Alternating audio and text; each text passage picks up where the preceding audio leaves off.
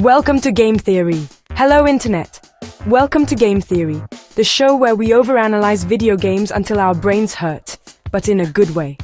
Today, we are diving into a question that has been floating around the indie horror scene for years. Are two of the biggest names, Five Nights at Freddy's and Bendy and the Ink Machine, secretly connected?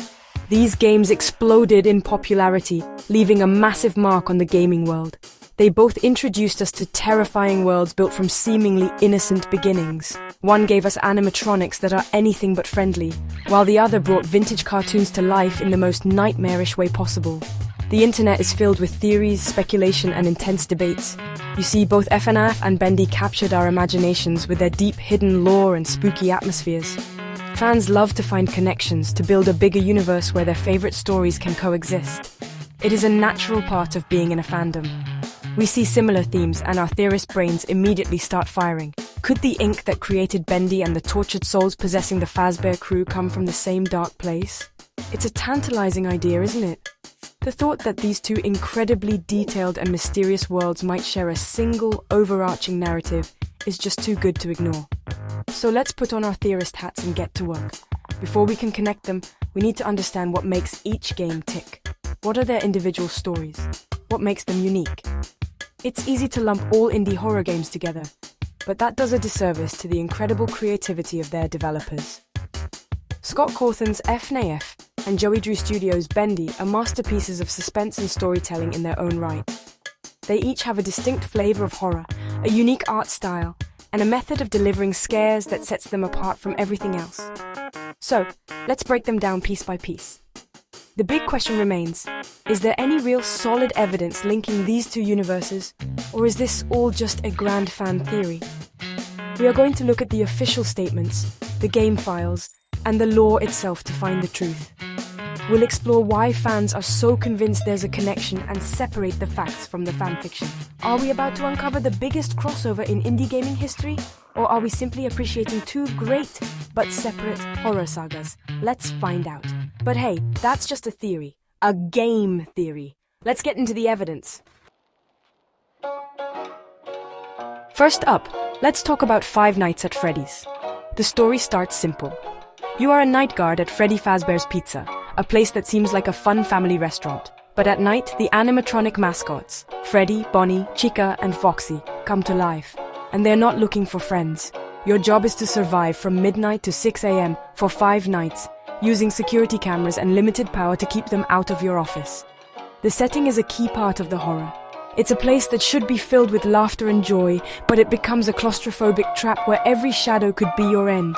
It's a brilliant twist on a familiar childhood memory. Then we have Bendy and the Ink Machine. This game takes us to a completely different yet equally creepy place. You play as Henry Stein, a retired animator who gets a strange letter from his old boss, Joey Drew.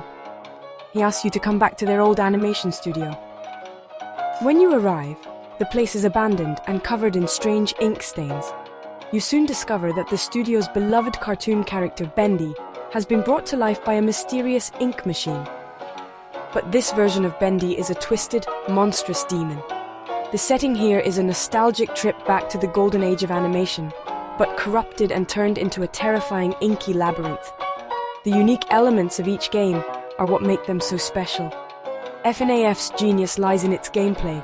You are stuck in one spot, creating a feeling of complete helplessness. Your only defense is a set of doors and lights, all tied to a power supply that is constantly draining. This resource management creates incredible tension. The characters, the animatronics, are iconic because they tap into the uncanny valley. They look almost human, but not quite, which makes them deeply unsettling. Their designs are instantly recognizable, and their jump scares have become legendary in the gaming community. Bendy, on the other hand, stands out because of its incredible art style. The whole world is drawn in a sepia-toned 1930s cartoon style, which is both charming and deeply eerie. Unlike FNAF, you are not stuck in one room. You explore the sprawling, decaying studio, solving puzzles and running from the ink-based monsters that hunt you. The main antagonist, the Ink Demon, is terrifying not just because he can appear anywhere, but because he represents a corruption of something that was once innocent and joyful. The horror in Bendy is more atmospheric, built on exploration and the slow reveal of a dark, tragic story. So, with these two distinct worlds laid out, let's get to the heart of the matter. Is there any official proof that they are connected? The answer, in short, is a resounding no. There is absolutely zero evidence from the creators, Scott Cawthon for FNAF and Joey Drew Studios for Bendy, to suggest a shared universe. No secret messages on their websites, no hidden Easter eggs in the games that reference each other, and no official announcements of a crossover. The stories are completely self-contained. FNAF's lore is all about a tragic history of missing children, vengeful spirits, and a family's dark secrets. Bendy's narrative focuses on the dark side of ambition, betrayal, and the dangerous consequences of trying to bring cartoons to life using a cursed ink machine. The core themes are fundamentally different. One is a ghost story wrapped in a tale of corporate negligence and robotics. The other is a cautionary tale about the pursuit of creation at any cost, with themes reminiscent of classic stories like Frankenstein. While both deal with bringing inanimate objects to life, the how and why are worlds apart. FNAF uses possession and remnant, a form of spiritual energy, while Bendy uses a physical, magical substance, the ink itself. So why do so many fans believe they're connected? The answer lies in the similarities of their genre and their timing. Both games were massive indie horror hits that rose to fame around the same time, thanks to YouTube and streaming culture. They both feature mascot horror, where friendly-looking characters become monsters. This shared subgenre is the biggest reason for the comparisons. Fans saw two games about beloved characters turning evil and naturally wondered if they were part of a bigger picture. It's a classic case of pattern recognition, where we see similarities and assume a connection must exist. Furthermore, the fan communities for both games are incredibly passionate about solving mysteries. Both FNAF and Bendy are packed with hidden lore, secret messages, and ambiguous story details that invite speculation. This creates a culture of theorizing. When you have two massive puzzles, it's tempting to think that maybe a piece from one puzzle fits into the other. Fan theories, crossover fan art, and what-if scenarios became incredibly popular, blurring the line between what was actually in the games and what fans imagined. The excitement of a potential crossover was more powerful than the lack of actual evidence. Ultimately, the idea of a FNAF and Bendy connection is just a fun fan theory, and that's perfectly okay. But it is important to recognize that these similarities do not mean the games depend on each other for their stories to make sense. In fact, they are stronger because they stand alone. Five Nights at Freddy's has built an enormous, complex timeline all on its own, spanning multiple games, books, and even a blockbuster movie.